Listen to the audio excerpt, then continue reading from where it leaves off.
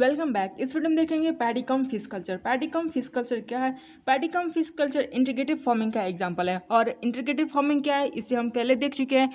वैसे यहाँ पे बता दें कि इंटीग्रेटिव फार्मिंग जब आप किसी दो चीज़ों को एक साथ ग्रो कर रहे हो, यहाँ पे अलग अलग, जैसे कि फिश को ग्रो कर रहे हो पैडी के साथ, कल्चर्ड कर रहे हो पैडी के साथ, तो ये इंटीग्रेटिव फार्मिंग है। तो इंटीग्रेटिव फार्मिंग में हम देख चुके हैं डक कम फिश कल्चर, तो आप उसको जाकर देख सकते हो। इंटीग्रेटिव फार्मिंग का कॉन्सेप्ट भी देख सकते हो चैनल पे जाके। तो चलिए स्टार्ट करते हैं कि क्या होता है पैडी कम फिश कल्चर। वैसे पैडी कम फिश कल्चर में दो अलग अलग सीजन के जो आपके धान है ग्रो किए जाते हैं। तो जैसे खरीफ सीजन में जो ग्रो किया जाता है वो है जलादी 2 और वैरायटी है, और रबी सीजन में जो ग्रो किया जाता है धान वो है जैन रत्ना। तो ये दो चीज़ें अलग अलग वैरायटी की ग्रो की जाती हैं जनरली। वैसे तो बहुत सारी वैरायटी होंगी, तो आप देख सकते हो। और इसी तरीके से जो फिशेस हैं अलग अलग फिंगरलिंग्स, जैसे कि रोहू और मृगल, ये तरीके से जितनी सारी फिशेस हैं ग्रो की जाती हैं इस कल्चर में। तो चलिए स्टार्ट करते हैं कि क्या प्रोसीज्योर है for raising fishes in paddy field. कैसे तैयार किया जाता है, कैसे इसको किया जाता है। तो सबसे पहले लेआउट तैयार किया जाता है फील्ड का, कि फील्ड को कैसे डिजाइन किया जाएगा, कैसा उसका पूरा स्ट्रक्चर रहेगा। तो जैसे यहाँ पे फिगर में अगर आपको दिख रहा होगा तो ये एक तरीके से लेआउट है, एक मॉडल बनाया गया है यहाँ पे कि ऐसे ऐसे रहेगा। तो लेआउट में सबसे पहले देखोगे कि जो प्लॉट तैयार किया जाता है, जो आइडियल प्लॉट है किसी कल्चर के लिए पैडी के साथ, वो है 25 गुणे 25 इंटू 10 मीटर। 25 लेंथ और मीटर 10 मीटर जो है इसका विड्थ है, यानी कि जो लेंथ और ब्रेथ है वो है लेंथ एंड ब्रेथ। ठीक है, 25 एक प्लॉट का जो है एक प्लॉट अगर आइडियल प्लॉट बात करोगे तो उसमें है 25 गुणे 10 मीटर। प्लॉट में बी कट ऑन इधर side of a central line which में be dug deep to act as a main supply. यहाँ पे जैसे प्लॉट है, हर एक प्लॉट सेंट्रल लाइन के साइड में इधर साइड यानी कि दोनों साइड कट किए जाते हैं, बनाए जाते हैं। और जो सेंट्रल लाइन है यानी कि जो ये बीच का ड्रेन कैनाल है जो मेन सप्लाई का काम करता है, वो गहरा खोदा जाता है, डग डीप गहरा खोदा जाता है। और क्या काम करता है वो मेन सप्लाई का काम करता है, पानी के मेन सप्लाई का काम करता है कौन? Central line. और इस तरीके से यहाँ पे अगर फिगर में देख लो, सबसे पहले फिगर देख लेते हैं क्या क्या दिया हुआ है। तो ये मॉडल में देखोगे यहाँ पे कि ये ड्रेन कैनाल है या फिर मेन सप्लाई कैनाल है, उसके इधर साइड पे जो प्लॉट तैयार किए गए हैं, दोनों साइड प्लॉट तैयार किया गया है।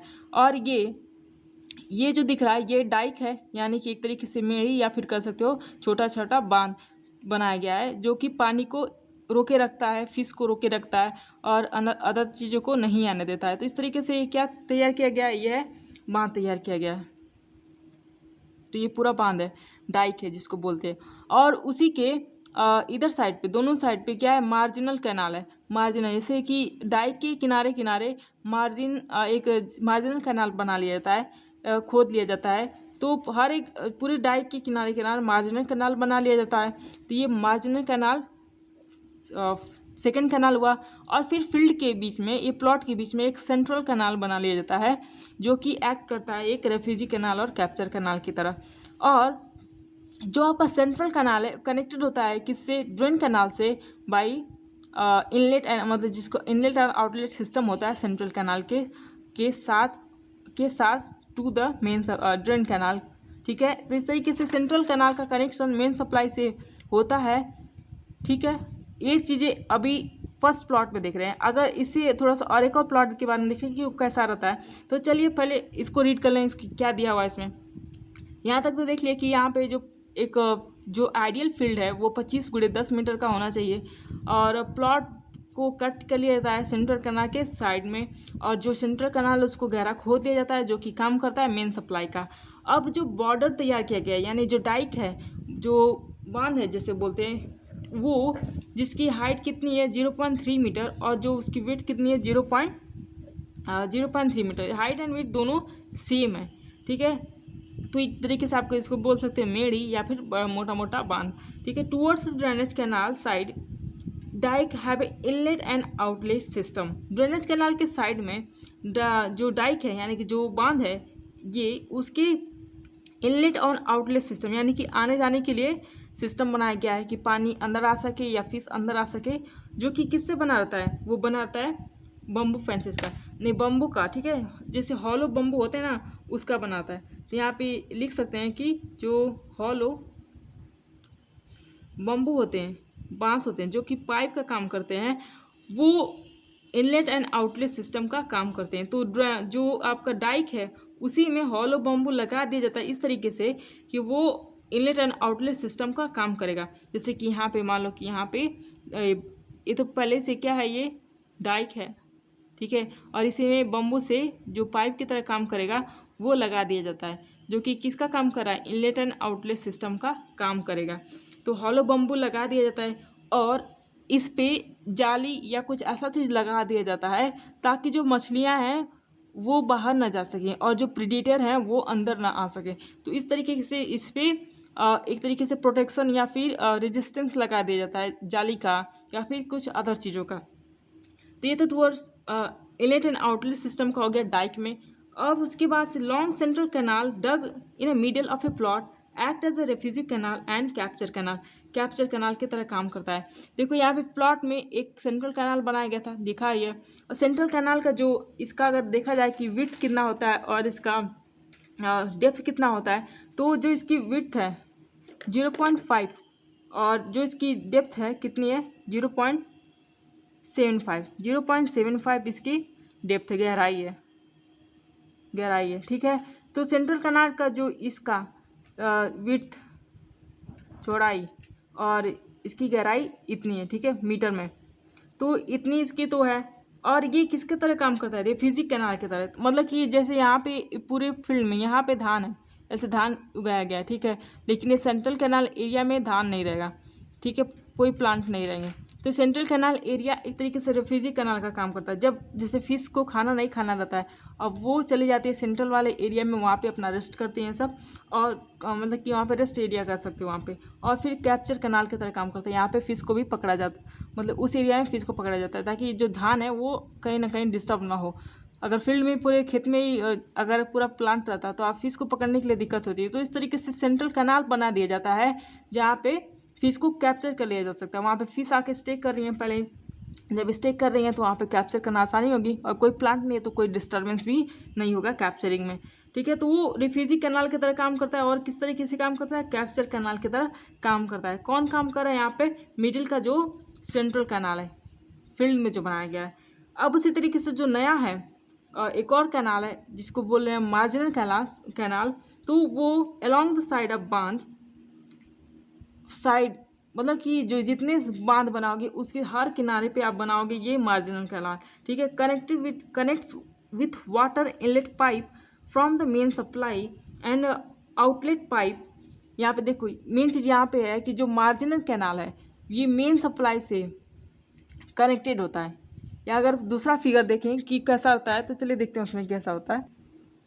तो कुछ ऐसा सेकंड प्लॉट डिज़ाइन कर लिया जाता है। तो देखो इसमें क्या दिया हुआ है कि यहाँ पे सप्लाई कैनाल है, मेन सप्लाई कैनाल है ये, जिससे यहाँ से पानी आ रहा है, मेन सप्लाई कैनाल, जो कि हर एक फील्ड में इस तरीके से इनलेट सिस्टम से पानी को सप्लाई करता है। तो इनलेट सिस्टम से पानी को सप्लाई कर रहा है। और ये क्या है, ब्लैक लाइन से जो दिख रहा है वो है डाइक, यानी कि जो बांध बना हुआ है वो डाइक है, ठीक है, डाइक है, जो कि 0.3 मीटर की हाइट के थे सब। तो डाइक इस तरीके से बना हुआ है। और हर एक डाइक के साइड में एलॉन्ग विथ डाइक क्या बना हुआ है, मार्जिनल कैनाल। ये क्या है, ये मार्जिनल कैनाल है, ये मार्जिनल कैनाल है। तो इसको आप अगर लिखना चाहो, यहाँ पे लिखा हुआ है कि मार्जिनल कैनाल है। तो मार्जिनल कैनाल का ये जो मेन सप्लाई वाला एरिया फर्स्ट है, ये है इनलेट सिस्टम। क्या है, इनलेट सिस्टम। और फिर मार्जिनल कैनाल कनेक्टेड होता है वाटर कलेक्शन चैनल से टू द आउटलेट सिस्टम। यहाँ पे कह सकते हो ये है आउटलेट सिस्टम। तो कौन कनेक्टेड है इस वाले में, मार्जिनल कैनाल कनेक्टेड है मेन सप्लाई चैनल से थ्रू द इनलेट सिस्टम, और फिर उसके बाद से कनेक्टेड है वाटर कलेक्शन चैनल से थ्रू द आउटलेट सिस्टम। और जो स्पेस बचता है वाटर कलेक्शन सिस्टम और मार्जिनल कैनाल के बीच में, यहाँ पे गहरा खोद दिया जाता है यहाँ पे, ताकि जब जैसे कि अगर फिश मछली आ रही है तो यहाँ पे मछली को आराम से पकड़ा जा सके। तो मछलियों को पकड़ने के लिए मार्जिनल कैनाल और वाटर कलेक्शन सिस्टम चैनल के बीच में जो स्पेस बचता है वहाँ पे थोड़ा सा गहरा खोद दिया जाता है और यहाँ पे फिश को पकड़ा जाता है। तो इस तरीके से मार्जिनल कैनाल हो गया और वाटर कलेक्शन चैनल हो गया। अब यहाँ पे ऑब्लिक कैनाल है। एक ऑब्लिक कैनाल तरीके से आप डिज़ाइन कर सकते हो। वैसे तो पिछले वाले में देखे थे कि सेंट्रल लाइन बनाया गया था। इस वाले फील्ड में, इस वाले मॉडल में देखा जाए तो हर एक, जैसे कि ये पूरा धान का खेत है, ये खेत है और बीच बीच में स्पेस बाकी है। तो बीच बीच में जो स्पेस बाकी है ये क्या कहलाता है? ये ऑब्लिक कैनाल कहलाता है। क्या कहलाता है? ये ऑब्लिक कैनाल है, ये वाला ऑब्लिक कैनाल है और ये मार्जिनल कैनाल हो जाएगा। ठीक है, तो ये ऑब्लिक कैनाल है जो कि पानी को अच्छे तरीके से फ्लो करने में हेल्प करता है और फिश को आराम से मूव करने में भी हेल्प करेगा। ठीक है, तो इस तरीके से ये सेकंड मॉडल है फील्ड का। तो मार्जिनल कैनाल और ऑब्लिक कैनाल के बारे में जानेंगे कि मार्जिनल जो होता है किनारे किनारे, ऑब्लिक होता है बीच में फील्ड में, जो कि फील्ड के अक्रॉस रन करता है। अब ये तो पूरा लेआउट हम देख लिए। अब प्रोडक्शन क्या होता है कि कितना प्रोड्यूस होगा। तो हर खरीफ सीजन में जो पैडी का प्रोडक्शन होता है वो 1200 kg पर हेक्टेयर होता है और उसी तरीके से रबी सीजन में जो रबी से पैडी का प्रोडक्शन होता है वो 4300 kg पर हेक्टेयर होता है। और टोटल मिला के जब फिश का प्रोडक्शन होता है वो रबी और खरीफ सीजन के वो 700 kg of fishes per hectare होता है। तो ये इस तरीके से फिश का प्रोडक्शन होता है। ठीक है, क्या एडवांटेजेस है? एडवांटेजेस क्या है? एडवांटेजेस इस वाले फिश कम पैडी कल्चर का या फिर पैडी कम फिश कल्चर का जो एडवांटेज है कि ये अगर जहाँ पे in low lying area where irrigation facility is not available and rabi crop is not possible may adopt this method. यहाँ पे कि जहाँ पे लो लेइंग एरिया है, जहाँ पे इरिगेशन की फैसिलिटी अवेलेबल नहीं है, पानी का सप्लाई, जैसे कि खेती करने के लिए पानी का अच्छा सुविधा नहीं है, अगर तो इरिगेशन फैसिलिटी नहीं जा पाती है वहाँ पे, तो उस एरिया में आप इस तरीके के जो तरीके हैं पैडी कम फिश कल्चर वाला आप वहाँ पे यूज़ कर सकते हो। ठीक है, सेकेंड क्रॉप को पैडी के साथ जैसे कि फिश के साथ ग्रो करने के लिए। उसी तरीके से शो हायर रिटर्न्स, ये इसमें जैसे कि अगर धान के खेत के साथ फिश को ग्रो किया जाता है तो हायर रिटर्न शो करता है। जैसे कि यहाँ पे अगर देखा जाए कैसे शो करता है, धान में आप फर्टिलाइज़र डालते हो तो वो जैसे कि धान से बहुत सारे, जैसे कि पहला तो हो गया कि धान है, ये धान का के जैसे प्लांट है। ठीक है, प्लांट है, आप इसके लिए इसको ग्रो करने के लिए अलग अलग तरीके की खाद डालते हो तो उसका प्रोडक्शन तो हो ही रहा है। साथ में धान पे बहुत सारे इंसेक्ट हो रहे हैं, तो जब बहुत सारा जब इंसेक्ट आते हैं तो फिश उन इंसेक्ट को क्या करती है, खाती है, उसको खाती है। ठीक है, कुछ फिशेस खाते हैं, कुछ फिशेस खाती हैं जो प्लांट के जो बाय प्रोडक्ट, यानी कि यहाँ पे जो से इसके कुछ पत्ती झड़ जा रही है या कुछ कीड़ मकड़ी या कुछ भी झड़ रहा है, यहाँ से निकल रहा है प्लांट से जो भी निकल रहा है तो वो उसको खाती हैं। और अब जो फिशेस के जो इनके जो फिकल मैटर हैं, यानी कि जो ये एक्सक्रीटा निकालती हैं, बाहर निकालती हैं, वो प्लांट के लिए हेल्पफुल होता है, उसके प्रोडक्शन के लिए हेल्पफुल होता है, तो वो फर्टिलाइज़र का काम करता है प्लांट के लिए। तो इस तरीके से दोनों का जो कॉम्बिनेशन है बहुत बढ़िया चलता है और जो प्रोडक्शन है वो बहुत अच्छा होता है, तो हायर रिटर्न्स आपको देखने को मिलती है। तो फर्टिलाइज़र का काम करता है कौन? यहाँ पे फिश का जो फिकल मैटर है, यानी कि जो एक्सक्रीटा निकालती है फिश अपने बॉडी से, तो इस तरीके से फर्टिलाइज़र का काम कर रहा है। फिर पैडी का यील्ड इंक्रीज होता है कितना परसेंट? 10 से 15%। अगर आप ग्रो कर रहे हो धान के साथ फिश को कल्चर कर रहे हो तो जो आपका धान की यील्डिंग है, यानी कि जो प्रोडक्शन है वो 10 से 15% बढ़ जाता है। तो इस तरीके से जो हमारा फिश पैडी कम फिश कल्चर था वो फिनिश हुआ। इसके बाद से हम देखेंगे कैटल कम फिश कल्चर या फिर फिश फार्मिंग। ठीक है।